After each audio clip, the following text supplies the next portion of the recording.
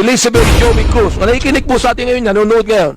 Humarap ka dito, kumatapang ka. Hirap sa iyo nagbumura ka nang dyan na wala kaming kalaban-laban. Humarap ka dito. Dito. Namo. Chairman.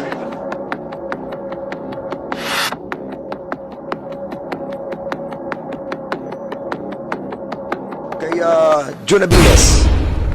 With that excess letter, Mr. Chairman, I found it not valid and I moved to issue a show cause order for that June Abiles, Mr. Okay, Chairman. there's a motion to issue a show cause order to this resource person. Any second the motion? Second. There's a second the motion.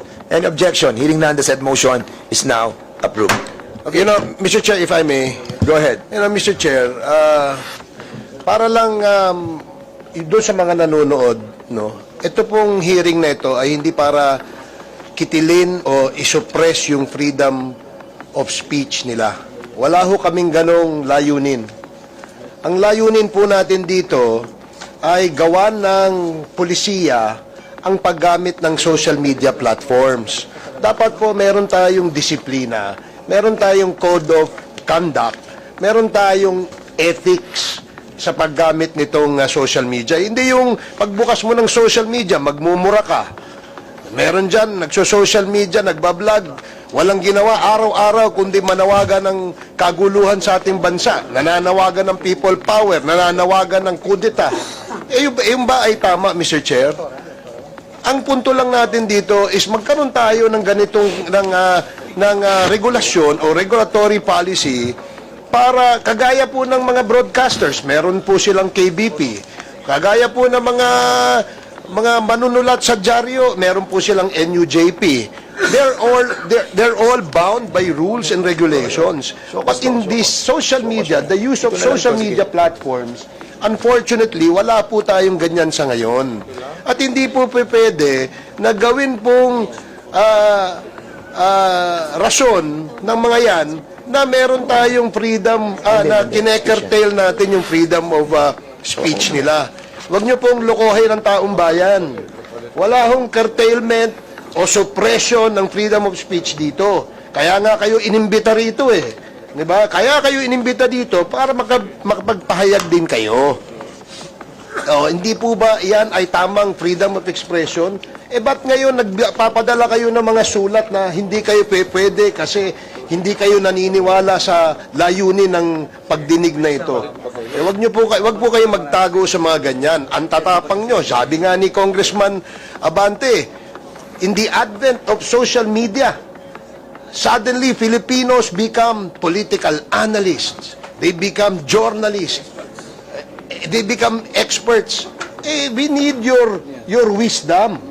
Diba? Kayo, ang gagaling nyo magtuligsa Dito nyo gawin para nang sa ganun, makagawa tayo ng isang pulisiya na hindi po maabuso ito. Ngayon, nandiyan kayo sa social media. Kung mag-retire kayo, wala na kayo, hindi na kayo nagbablog.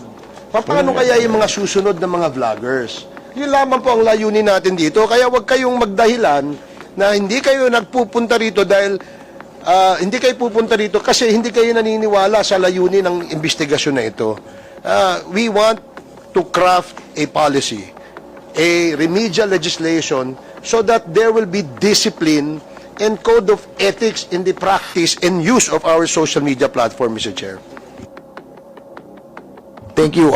7 na lang naman pala to. So, tapusin na natin. Maikli na lang to. Ito may excuse letter din si Mark Anthony de la Cruz Lopez. I was supposed to stand in front of this committee today in what has been asserted as inquiry on fake news peddlers, narco-bloggers, and Pogo-funded bloggers in aid of legislation. I would have loved to really open up and tell you my story on how I evolved from being an ordinary citizen. Mahaba po siya, mga 5 pages. The invited guest. Okay, so there's a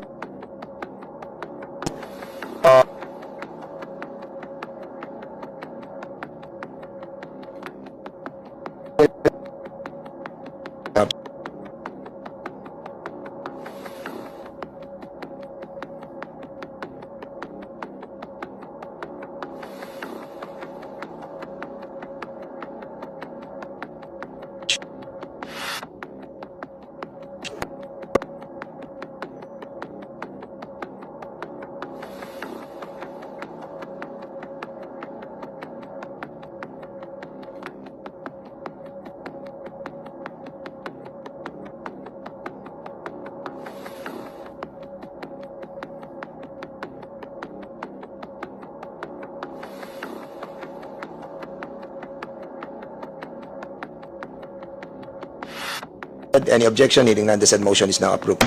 About Richard Mata, thank you for your invitation. I just received this yesterday, just a day before the event. I consulted my lawyer and was advised not to attend. The late invitation plus the unclear purpose of the event, we support the freedom of speech. So, what's the pleasure of this body? The same thing with the others, Mr. Chair. I would like to make a motion to, But I think we have a to issue show cause order on her.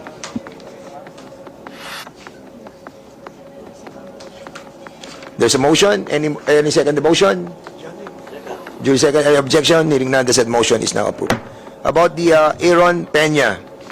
While I initially wanted to accept, I would like to respectfully decline your invitation to share my knowledge on matters that were raised by Representative Ace Barbers in his privileged speeches. Last year, after a series of consultation with my lawyers, I would like to categorically state that I'm neither paid by POGO operators nor drug lords, and so my knowledge is not used for the goal of the joint committee. Same thing. Motion. Mr. Chairman, I move to issue a show cause order for... There's a motion to issue a show cause order to this person. Any second the motion? Second the motion. Duly seconded? Any Second. objection? Hearing none, the said motion is now approved. And Kisette Chu. This in reference to your invitation to the joint inquiry congressional hearing on social media. After careful consideration, would like to respectfully turn down your invitation due to these following reasons. Mahaba po yung reasons. 4 pages.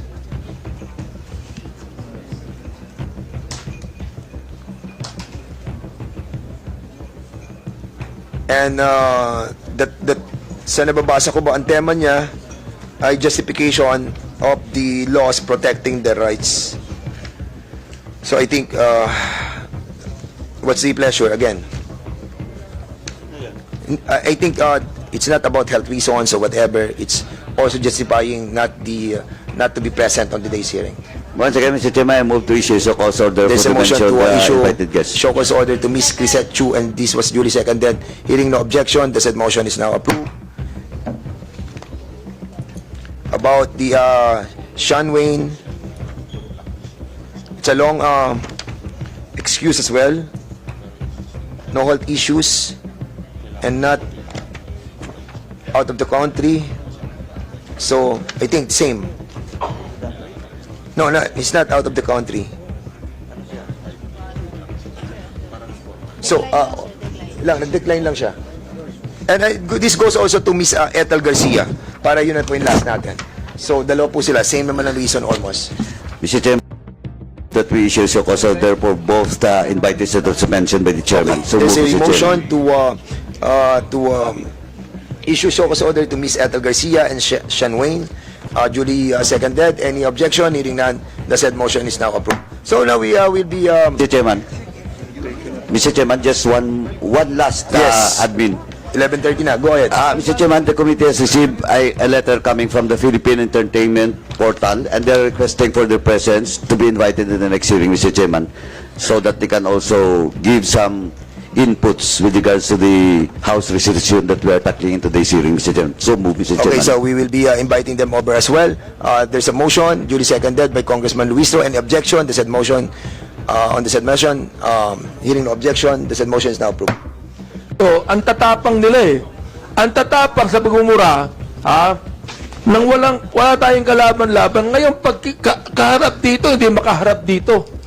Oh, mga takot din pala yung mga yan eh. Please hold your fire, please. Hindi, Mr. Chairman. I'm holding my We're fire. just on the process of administrative, ano pa lang muna tayo, Congressman ito. Abate. We can tackle that on the interpellation. Hindi, Mr. Chair, gusto ko lang pong bagitin tong kanyang excuse letter. O nakalagay dito, after meaningful consultation with my lawyers, gumaya pa na abogado. I have decided to respectfully decline. Respectfully? Minumura tayo, respectfully? To share my knowledge on matters. Hindi knowledge ang kailangan natin. The lawyer, if this is like... Oo. Ask the lawyers kung libelous yung ginawa nyo o slander. No, O nakalagay, I would like to categorically state that I am neither paid by POGO operators. Hindi na pinag-uusapan. Pinag-uusapan natin yung mga sinabi niya. Tapos, respectfully, Elizabeth Joey Cruz, na nakikinig po sa atin ngayon, nanonood ngayon. Pumarap ka dito, kumatapang ka. Hirap sa iyo nagbumura ka. ng dyan na wala kaming kalaban-laban. Humarap ka dito. Dito. Namo. Chairman.